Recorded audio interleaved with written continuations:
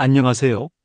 오늘은 우리가 익숙하게 알고 있는 하지만 요즘은 고민하게 되는 문화인 제사에 대해서 이야기해 보려 합니다. 조상에게 예를 올리는 전통이죠. 어떤 분은 당연하다고 생각하고 어떤 분은 시대에 안 맞는다고도 말하십니다. 그렇다면 제사는 왜 생겼고 오늘날 우리에게 어떤 의미가 있을까요? 장점과 단점, 그리고 앞으로 어떻게 바라보면 좋을지 함께 생각해 보겠습니다.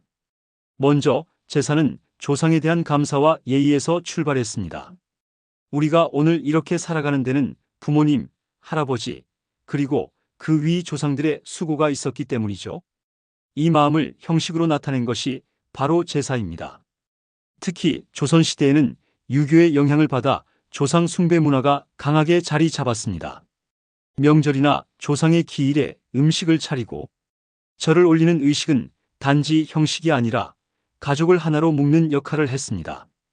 즉, 조상을 모시며 우리는 한 핏줄이다라는 공동체 의식을 느꼈던 거죠.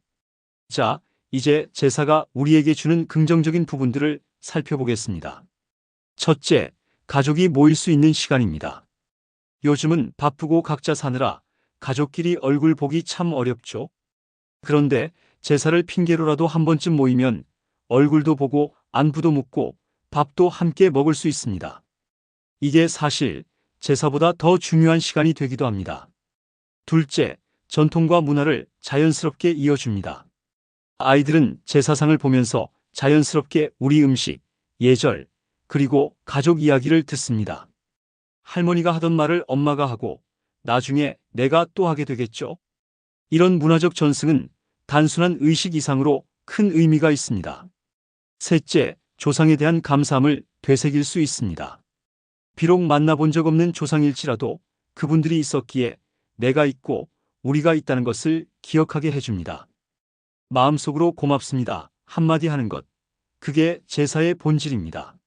하지만 모든 전통이 그렇듯 제사도 현실과 부딪히는 부분이 있습니다.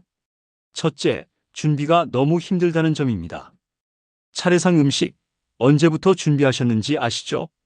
전날부터 재료 다듬고 새벽까지 나물 무치고 전 부치고 특히 여성들에게만 부담이 집중되면서 이게 누구를 위한 의식이냐는 말도 나옵니다.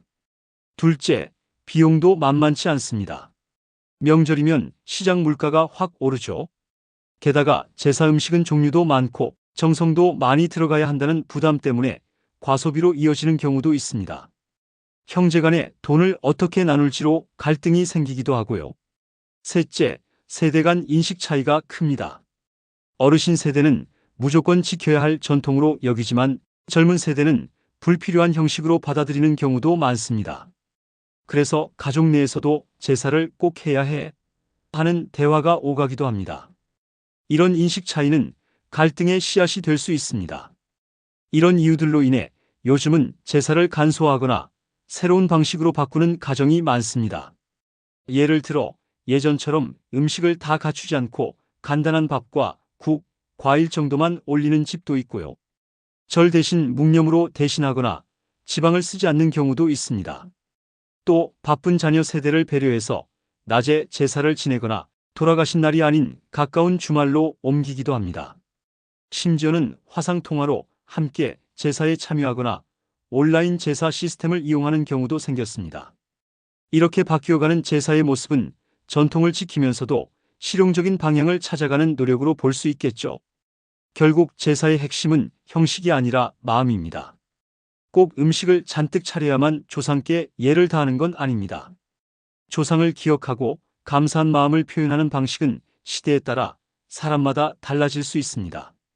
우리 가족만의 방식으로 서로 존중하며 제사의 의미를 지켜나가는 것. 그게 지금 시대에 맞는 좋은 제사가 아닐까요? 전통은 무조건 따르라고 있는 게 아니라 시대에 맞게 조화롭게 지켜가는 것이 중요합니다.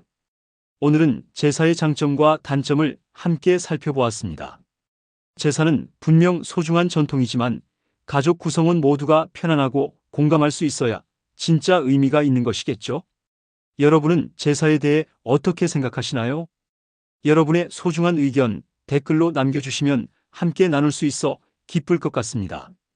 영상이 도움이 되셨다면 좋아요와 구독, 알림 설정까지 부탁드릴게요. 다음 영상에서 또 뵙겠습니다. 감사합니다.